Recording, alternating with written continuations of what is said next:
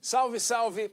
Bom, você que acompanhou durante essa semana o julgamento no Supremo Tribunal Federal do ex-presidente Fernando Collor, se você é mais novo, você deve enxergar o Collor como um ex-senador, um pouco exótico, que foi capaz de apoiar o governo do PT, que foi capaz de apoiar o Bolsonaro, meio sem convicção, e talvez ele tenha meio que se transformado nisso mesmo. Esse foi o fim dele político, né?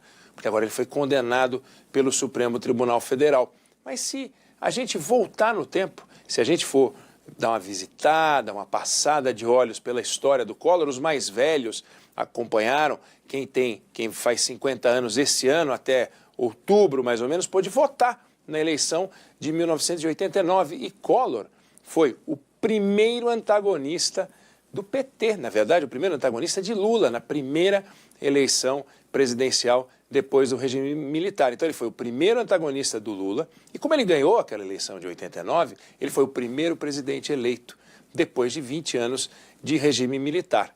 O governo dele se enroscou, vários casos de corrupção, resultado, impeachment. Foi o primeiro presidente a sofrer processo de impeachment. Depois veio a Dilma, mas o caso dele ele foi o primeiro. E aí agora ele se torna o primeiro ex-presidente da República a ser condenado pelo Supremo Tribunal Federal por corrupção. A gente não sabe ainda qual é o tamanho da pena, quantos anos ele vai pegar, se começa a cumprir já em regime fechado pela proposta do relator.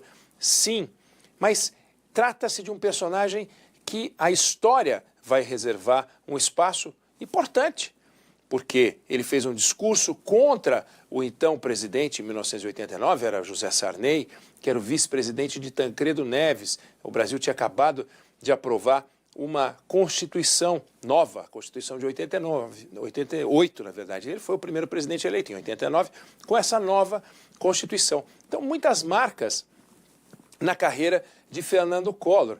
E olha que curioso, quando o Collor é empichado, quando ele sai do governo, assume o vice-presidente dele, que era o Itamar Franco, só por causa disso, Itamar acabaria nomeando o ministro da Fazenda, Fernando Henrique Cardoso, e assim a gente teria o Plano Real. Sabe a história? Com suas relações e correlações. E, por fim, uma curiosidade a mais. Como eu falei, Collor teve vários casos de corrupção no governo dele, mas ele não foi condenado pelos casos de corrupção do governo dele.